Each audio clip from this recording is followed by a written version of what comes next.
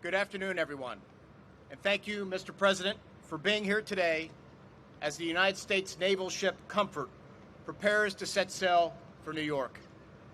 On behalf of the men and women of the Department of Defense, I want to thank you for your leadership during these difficult times. You should know, Mr. President, that the United States military is all in on this national emergency, and the great sailors and medical professionals of this tremendous hospital ship are eager to get underway and start their very important mission. As the nation aggressively responds to the coronavirus pandemic, the Department of Defense is focused on three priorities. First, protecting our service members, civilians, and their families. We are committed to taking all necessary measures to safeguard the well-being of our most important resource, our people. Second, remaining prepared to carry out our core national security missions and to defend the United States against any threat. And third, continuing to support President Trump's whole-of-government, whole-of-nation response to the coronavirus.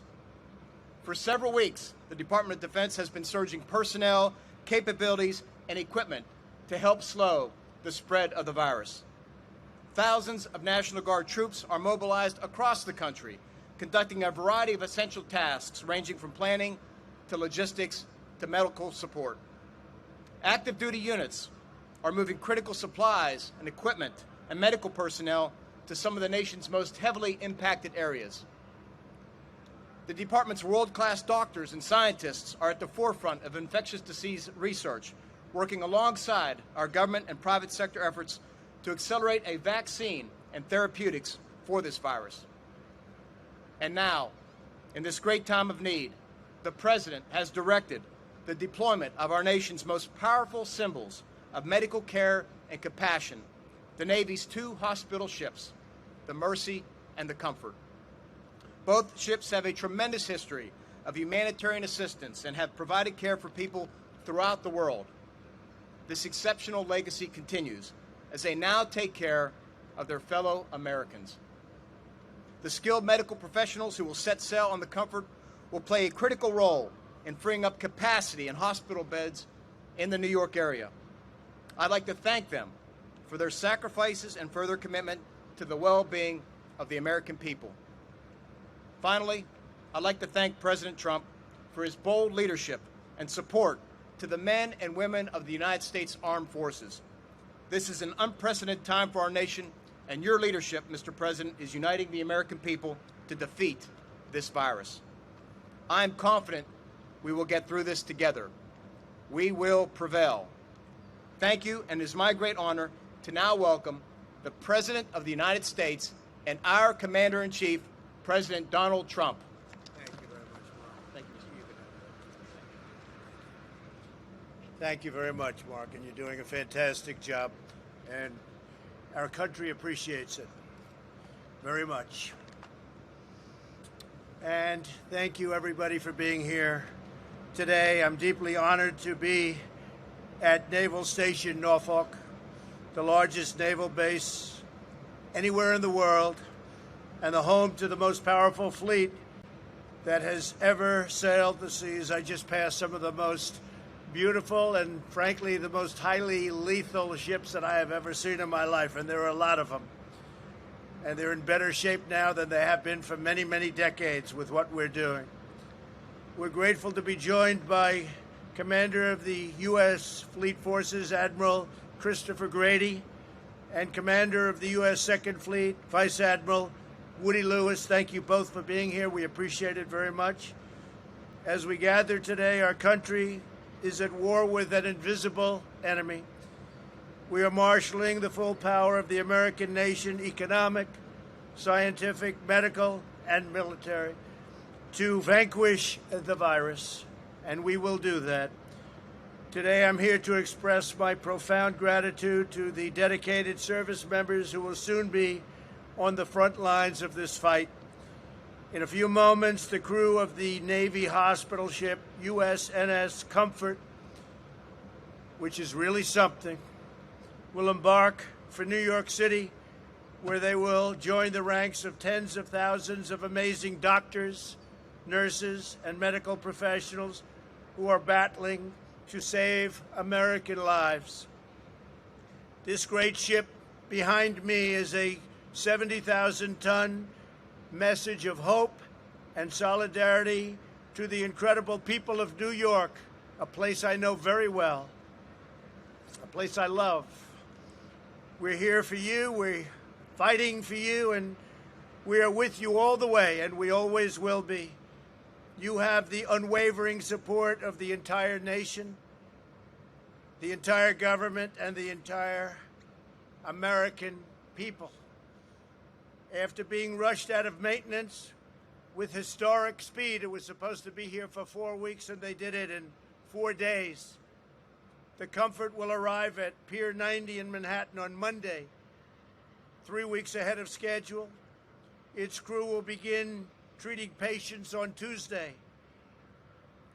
It will be met in New York Harbor by Governor Cuomo, who I just spoke with. He's very excited, and they need the help. The skilled sailors and civilian mariners aboard this ship will provide a critical surge capacity for the New York metropolitan area.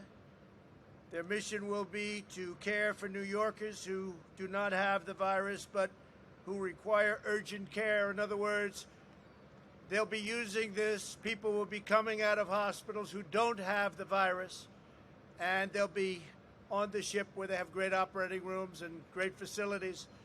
And the places inbound on land will be where people that have the virus will be.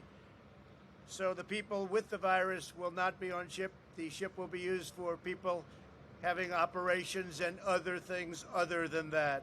By serving these emergency patients away from the hospitals, beds will be opened up all over the city for those who are infected.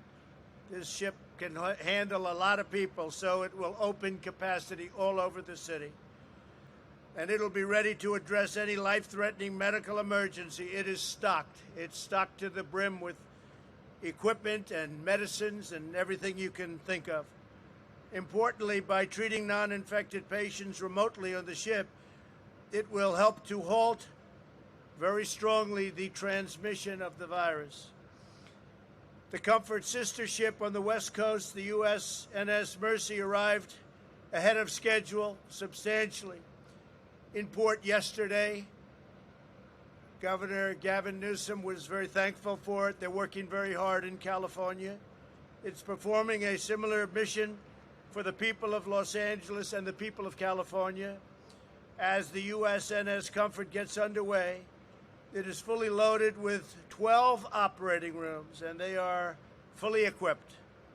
1,000 hospital beds, a medical laboratory, a pharmacy, an optometry lab, digital radiology, a CAT scan, 2 oxygen-producing plants, and a helicopter deck, which will be used very actively. It also bears our military's greatest weapon of all, a crew of nearly 1,200 outstanding members of the United States Navy, and I thank them very much. Among the sailors departing today are some of the finest doctors, nurses, technicians, orderlies, and medical staff anywhere in the world. These are true professionals, and no one performs better under pressure when lives are on the line. These are incredible people. We will stop at nothing to protect the health of New Yorkers and the health of the people of our country in their hour of need. I also want to remind everyone about the CDC's latest guidance. If you are from the New York metropolitan area and you travel elsewhere, we need you to self-quarantine for 14 days to help us contain the spread of the virus. And I am now considering, and we'll make a decision very quickly, very shortly, a quarantine, because it's such a hot area, of New York, New Jersey, and Connecticut. We'll be announcing that one way or the other fairly soon. This does not apply to people such as truckers from outside the New York area who are making deliveries or simply transiting through. It won't affect trade in any way. The Army Corps of Engineers and FEMA are racing to build temporary hospitals, which are now completed, by the way, in record time. 4 hospitals, 4 medical centers. And in speaking with the governor this morning, we're giving them an additional 4 large tents, which they need very badly. And the emergency medical stations in New York are top of the line. You have them in not only New York, but in California and Illinois. We'll be adding some to other states also. I've empowered our nation's governors with the resources to call up the National Guard and authorize the activation of ready reserves. 2 big words, ready reserves. FEMA has shipped or delivered 11.6 million N95 respirators, 26 million surgical masks, 5.2 million face shields, and a lot are being made of all of the things I just named right now. We have millions and millions of new medical items being made as we speak and purchased. 4.3 million surgical gowns, 22 million gloves, and 8,100 ventilators. We have moved rapidly to mobilize every instrument of American power. This week I invoked the Defense Production Act to compel General Motors to carry out federal contracts for ventilators, and I think they're going to do a great job. I have to say that. We're also working with the major ventilator companies in the United States, all big-name companies, all companies that do ventilators, so they won't need extra time, and they're gearing up, and they'll be working 24 hours around the clock, and they have been.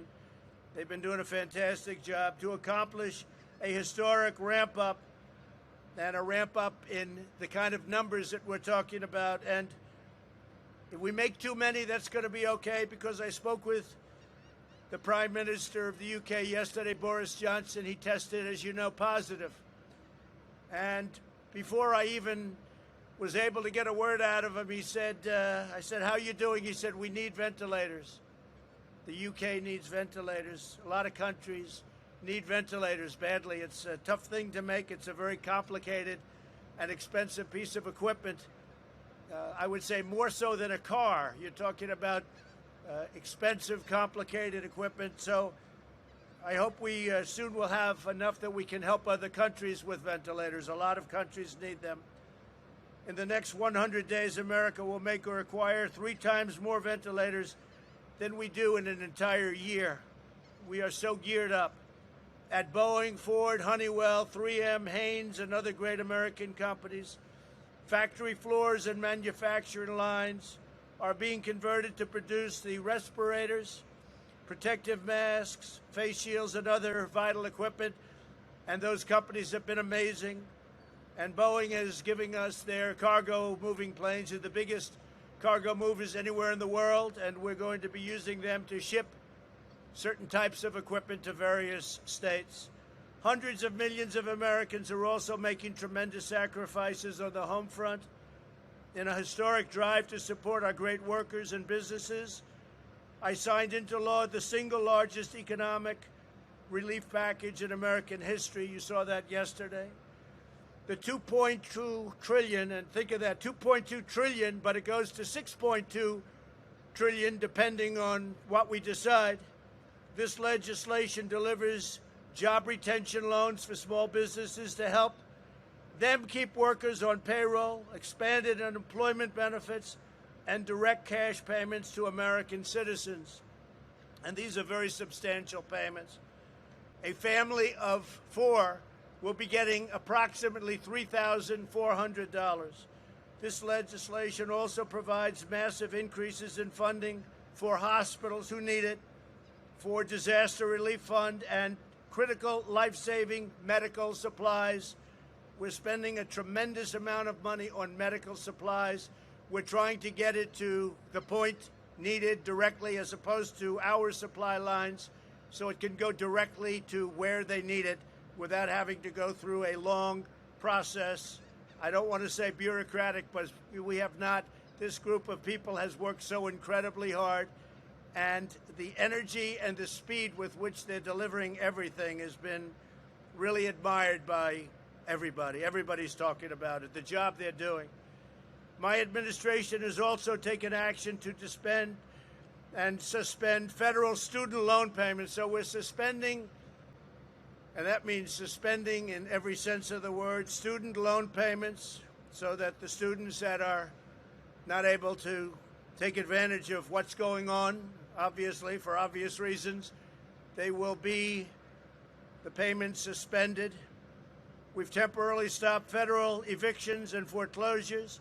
We've postponed tax day until July, which is a big thing, first time that's happened, and waived regulations to speed new treatments to the market. And we have new treatments coming on rapidly.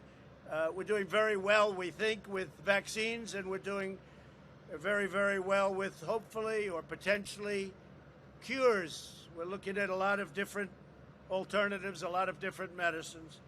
That would be game changer. The battle in which we're now engaged has inflicted many hardships on our nation and our families, tremendous hardship on some families, and much death, much death. But through it all, the world has witnessed the unyielding resolve of our incredible American people. We are not only a country of vast resources, we're a nation of colossal strength, towering spirit, soaring patriotism, and exceptional character, and you're showing it to the entire world. At this moment, there are 151 countries throughout the world that are under attack by this horrible, invisible enemy. 151 countries. And we're in touch with a lot of them. Our professionals are the best in the world. But who would ever think 151 countries are under attack? We are one family bound together by love and loyalty, the eternal traits so perfectly embodied by the extraordinary men and women aboard the ship and the men and women at this beautiful, scenic, but really tough base. This base is something, thank you very much, this base is something very, very special. With the courage of our doctors and nurses, with the skill of our scientists and innovators, with the determination of the American people, and with the grace of God, we will win this war, and we will win this war quickly with as little death as possible. And when we achieve our victory, this victory, your victory, we will emerge stronger and more united than ever before. We are going to be at a level of preparedness in case something like this should ever happen again, and God willing it won't. But we are prepared. What we've done in building systems, we're now the #1 tester anywhere in the world by far. We're testing more in one day than other countries are testing in weeks and months.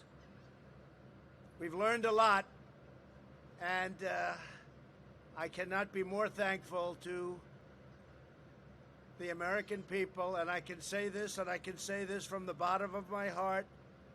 I am very proud to be your president. Thank you very much, and God bless you all. Thank you. Thank you very much.